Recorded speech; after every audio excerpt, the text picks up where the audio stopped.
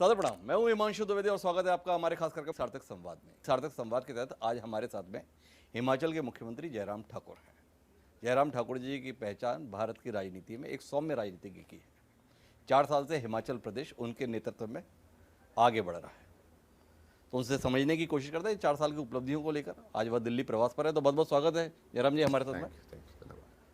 तो सबसे पहला सवाल तो यही है, 4 साल पहले हिमाचल जैसे राज्य की बागडोर पार्टी ने, जनता ने भरोसा करके आपके हाथ में सौंपी। पार्टी समीक्षा करती है, जनता समीक्षा करती है, पर जयराम ठाकुर जी भी समीक्षा करते होंगे। 4 साल बाद कितना संतोष या कितना असंतोष स्वयं का और स्वयं की सरकार को लेकर है? देखिए, मैं बिल्कुल पूरा संतोष व्यक्त करता हूँ। जो हालात थे, जो परिस्थितियाँ हमारे सामने थी, उन परिस्थितियों में जो किया जा सकता था वो हमने हिमाचल प्रदेश में करने की कोशिश की। ईमानदारी से सरकार को चलाया और 4.5 साल का हमारा कार्यकाल पूरा होने जा रहा है।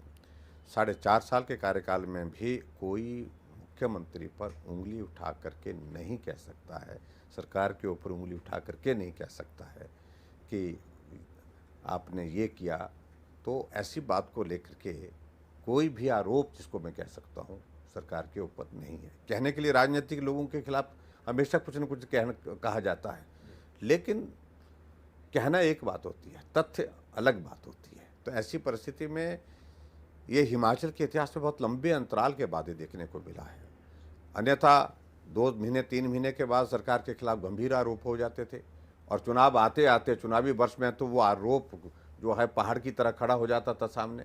तो ऐसी परिस्थिति आज की तारीख में नहीं है। हम काम कर रहे हैं, अच्छी तरह से काम कर रहे हैं। हिमाचल के विकास के लिए हमने पूरा फोकस किया। 4 साल की सरकार में 4 दिन भी आराम नहीं किया है, बिल्कुल लगातार काम करते हुए आगे बढ़े। जयराम जी कह रहे हैं कोई आरोप इन 4 साल में नहीं आया, इतने से संतुष्ट हैं?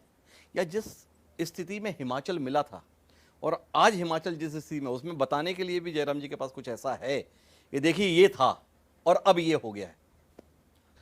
ऐसा मुझे लगता है कि वो बहुत सारा वक्त लग जाएगा उन सारी चीज़ों को लेकर के।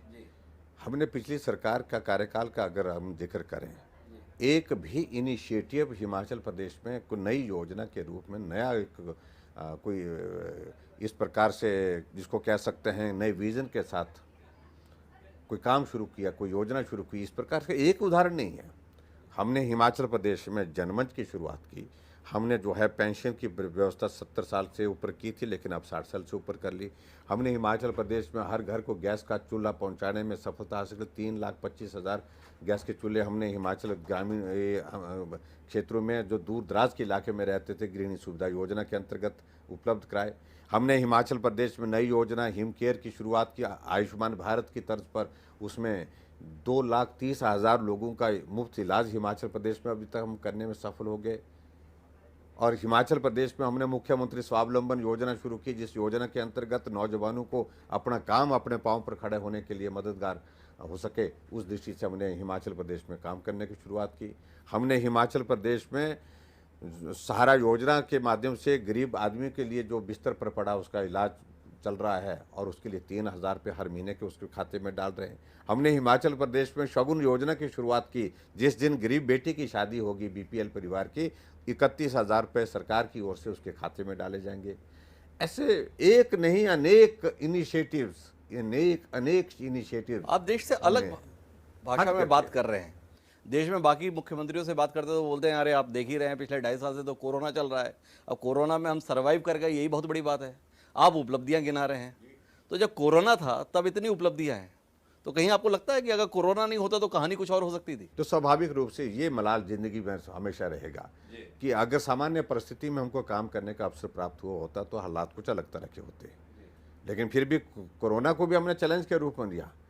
अगर उसकी वैक्सीन, उसके कोरोना की मैनेजमेंट की बात अगर हम कहें, हिमाचल ऐसा राज्य है जहाँ जिस पेशेंट को, कोविड पेशेंट को बेड की ज़रूरत पड़ी तो बेड मिला, ऑक्सीजन की ज़रूरत पड़ी तो ऑक्सीजन मिली, और जहां उसको वेंटिलेटर की ज़रूरत पड़ी तो वेंटिलेटर उपलब्ध हुआ। और वैक्सीन की पहली डोज में हिमाचल पूरे देश में पहले नंबर पर, वैक्सीन की दूसरी डोज में हिमाचल पहले नंबर पर। तो मैं इस बात को कह सकता हूं कि कोविड के दौर में, इस संकट के दौर में भी, उसमें भी हमने बेहतरीन काम करने का प्रयत्न किया है, प्रयास किया है। जयराम ठाकुर जी मुख्यमंत्री बाद में, भाजपा के कार्यकर्ता पहले हैं। अमूमन अनुभव ये रहा है कि जब व्यक्ति सत्ता में आ जाता है, संगठन उपेक्षित हो जाता है। इन 4 साल में संगठन कहीं कुछ बचा है, या जयराम ठाकुर जी को भी लगता है सत्ता में रहने के कारण संगठन कहीं ना कहीं इग्नोर हो गया? नहीं, देखिए, हिमाचल प्रदेश में संगठन बहुत मजबूत है और वास्तव में सही मायने में अगर बात कहूं तो मैं भी संगठन का ही कार्यकर्ता हूं, संगठन से ही निकला हूं। सरकार से ज़्यादा रुचि मेरी संगठन के काम में रही है, वर्षों से काम किया है। सरकार तो कभी कभी होती है, तो इस प्रकार की परिस्थिति से पहले हम संगठन में ही काम करते थे। लेकिन मैं इस बात को ज़रूर कहना चाहता हूं कि हिमाचल प्रदेश में जो संगठन के स्तर पर भी जो इनिशिएटिव लिए हैं, नए नए आइडियाज़ लेकर के, जिसकी पूरे देश भर में चर्चा होती है, पन्ना प्रमुख से लेकर के पन्ना समितियों तक हम नीचे तक पहुंच गए। हर बूथ में बूथ पालक, बूथ अध्यक्ष, और उसके बाद जो हमारा BLA जो होता है, उनके सारे सिस्टम को स्ट्रेंथन करना, 1 बूथ 20 युवाओं को यूथ को जोड़ने का काम हमने शुरू किया, और किसान प्रहरी का किसानों के बीच में हमने जोड़ करके संगठन को मजबूत करने के, हर स्तर पर संगठन को मजबूती देने के लिए हिमाचल प्रदेश में काम हुआ। संगठन मजबूत है और चुनाव के लिए तैयार है। तो आपने संगठन भी मजबूत है, सरकार भी बहुत अच्छी चली है, पर हिमाचल का इतिहास खतरा पैदा करता है। एक बार भाजपा, एक बार कांग्रेस, भाजपा की पारी खत्म हो रही है, तो कांग्रेस को लेकर कोई टिप्पणी करेंगे जयराम ठाकुर जी? मुख्य प्रतिद्वंदी दल के रूप में हैसियत है, या एक तीसरी पार्टी भी आपके यहाँ दस्तक बड़ी जोर से देने की कोशिश करे, उसके संदर्भ में कोई टिप्पणी? नहीं, देखिए, मैं इस तरह कहना चाहता हूँ, अब ये जो बातें कह रहे हैं कि हिमाचल प्रदेश में 5 साल के बाद बदलाव होता है, ये चुनौती है हमारे सामने, क्योंकि 1985 के बाद सरकार रिपीट नहीं हुई, ये सच्चाई है। लेकिन अभी आपने देखा होगा 5 राज्यों में चुनाव हुआ, 5 राज्यों में से 4 राज्यों में सरकार रिपीट हुई है। भारतीय जनता पार्टी की सरकार थी और भाजपा की सरकार फिर से बनी है। और ऐसे में उत्तराखंड हमारे पड़ोस का राज्य है, जहां अस्तित्व में आने के बाद उस प्रदेश में कोई सरकार रिपीट नहीं हुई, लेकिन वहां सरकार बनी, फिर भाजपा की सरकार चल रही है। उत्तर प्रदेश में 37 वर्षों के बाद भारतीय जनता पार्टी की सरकार, यानी कोई सरकार फिर से रिपीट हुई। और ऐसे में रिवाज बदल गया भाई अब तो। अब मैं इतना कहना चाहता हूं, कांग्रेस के मित्रों को समझना चाहिए, मोदी जी के नेतृत्व में पूरे देश भर में भारतीय जनता पार्टी को हर प्रदेश में आगे बढ़ने का, मजबूती के साथ सेवा करने के लिए लंबे समय के लिए जो है लोग चाहते हैं। तो ऐसे में हिमाचल प्रदेश में भी जब चुनाव होगा नवंबर के महीने में, आप देखेंगे सरकार फिर भाजपा की बनेगी। उत्तराखंड का आपने उल्लेख किया, उत्तराखंड में सरकार रिपीट हो गई अलग बात है, पर उत्तराखंड में 3 मुख्यमंत्री पार्टी ने बदल दिए थे। ये जयराम ठाकुर जी में ऐसी क्या खास बात है जो पार्टी बदलती नहीं? देखिए, इस पर मैं कोई टिप्पणी नहीं करूंगा, और हर प्रदेश की अलग अलग परिस्थितियां होती है। राष्ट्रीय नेतृत्व समय समय पर उन सारी परिस्थितियों के अनुरूप निर्णय करते हैं।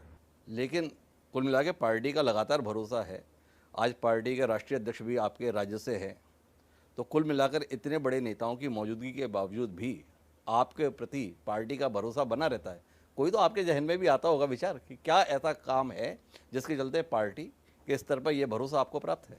देखिए, मैं सिर्फ इतना ही कहना चाहता हूँ, मैं पार्टी हाईकमान का बहुत आभारी हूँ, अपने केंद्रीय नेतृत्व का, प्रधानमंत्री जी का, गृह मंत्री जी का, पार्टी के हमारे राष्ट्रीय अध्यक्ष जी का, उनका सबका मैं बहुत आभारी हूँ। उन्हें बहुत स्नेह दिया है, प्यार दिया है, हिमाचल को बहुत करीबी से वो दिल के करीब रखते हैं ये सब नेता हमारे, और हम हिमाचल के लोग भी बहुत करीब हैं उनके। तो ऐसे में जो हिमाचल प्रदेश में ऐसे हालात में, परिस्थितियों में जो किया जा सकता तो हमने करने की कोशिश की है, और हिमाचल आगे बढ़ा है। मैं इतना ज़रूर कहता हूँ कि बेहतरीन परिस्थितियों में, मतलब हम और आगे बढ़ सकते थे, लेकिन वो परिस्थिति हमको नहीं मिली। लेकिन जो भी परिस्थिति मिली कोविड के इस दौर में, उसमें भी हमने अच्छा काम करने की आखिरी कोशिश के 2 सवाल आपसे। बतौर मुख्यमंत्री आपने काम किया, बतौर प्रदेश अध्यक्ष काम किया, पर एक विधानसभा क्षेत्र है जहां के मतदाताओं ने लगातार आप पर भरोसा किया। बतौर मुख्यमंत्री अपने विधानसभा क्षेत्र के लिए कुछ ऐसा कर पाए जयराम ठाकुर जी जिससे वहाँ के लोगों को ये संतुष्टि हो कि हमारा व्यक्ति मुख्यमंत्री बना तो देखो हमारी ज़िंदगी में ये बदलाव आ गया? निश्चित रूप से विकास कार्य को तो गति मिली है, और इसमें तो दो राय नहीं है। संस्थान बहुत कम थे, उसमें बढ़ोतरी हुई है। वहाँ पर रोड की समस्या, सड़कों की समस्या बहुत ज़्यादा थी। जब मैं वहाँ विधायक पहली बार बना था तो 16-17 पंचायतों को सड़कें थी। आज मेरे विधानसभा क्षेत्र में 78 पंचायतें हैं, सभी 78 पंचायतों में सड़कें हैं। तो सुविधा की दृष्टि से, विकास की दृष्टि से वहाँ पर काम किया है, लेकिन उसके बावजूद भी उनकी भावनाएं ज़रूर इस बात को लेकर के कई बार महसूस करता हूँ कि जो जितना मैं वक्त उनके लिए पहले देता था, उनके बीच में रहता था, उनके दुख सुख में शामिल होता था, वो स्थिति नहीं हो पाती है। लेकिन वो लोग बहुत प्यार करते हैं, मुझे स्नेह देते हैं, सहयोग देते हैं, और 98 के बाद में लगातार उस विधानसभा क्षेत्र में जीता, जो विधानसभा क्षेत्र ऐसा था जहां हमेशा पार्टी की हमारी जमानत जब्त होती थी। तो उस विधानसभा क्षेत्र के लोगों ने स्नेह दिया, प्यार दिया, और उनके ऋण को मैं जीवन भर चुकता नहीं कर सकता हूँ। तो अपने विधानसभा क्षेत्र के मतदाताओं के प्रति बेहद ऋणी हैं जयराम ठाकुर जी। एक आखिरी सवाल, वीरभद्र सिंह की कमी कितनी खलेगी जयराम ठाकुर जी को इस बार के चुनाव में? क्योंकि पिछले 5 दशक से हिमाचल की राजनीति के केंद्र में वीरभद्र सिंह रहा करते थे, अब वो हमारे बीच में नहीं है। जयराम ठाकुर एक शिष्ट राजनीतिज्ञ होने के नाते उनकी कमी को किस तरीके से महसूस करते हैं? देखिए, ये चुनाव बहुत लंबे अंतराल के बाद उनकी गैर मौजूदगी में होगा, और हिमाचल प्रदेश में एक कदावर नेता लंबे समय तक मुख्यमंत्री रहे, और ये सारी चीज़ें हमारे सामने हैं। और स्वाभाविक रूप से वहाँ हिमाचल प्रदेश में आज से पहले परिस्थितियाँ इस प्रकार की थी, वीरभद्र ही कांग्रेस मानी जाती थी, उनके नाम से ही कांग्रेस होती थी वहाँ पर। तो अलग परिस्थितियों का ये दौर होगा, और हम इतना ही कहना चाहते हैं कि गैर मौजूदगी में उनकी याद तो आएगी। तो कुल मिला के उनकी याद तो आएगी, लेकिन जयराम ठाकुर जी आश्वस्त हैं कि जैसा काम बतौर मुख्यमंत्री उन्होंने किया, जैसा काम उनकी सरकार ने किया, और जिस प्रकार से संगठन ने विस्तार लिया है, तो आगामी आम चुनाव एक इतिहास रचेगा सत्ता में वापसी के संदर्भ में। क्या वाकई जयराम ठाकुर जी की ये उम्मीद सफल होगी? इसके लिए हमें इंतजार करना होगा। बहरहाल अभी तो आपको बहुत बहुत शुभकामनाएं जयराम जी हमारे साथ जुड़ने के लिए और अपने विचारों को साझा करके। तो दोस्तों, आज के इस कार्यक्रम में इतना ही। जल्द फिर मुलाकात होगी किसी नई शख्सियत से। मुझे दीजिए इजाजत। सादा प्रणाम।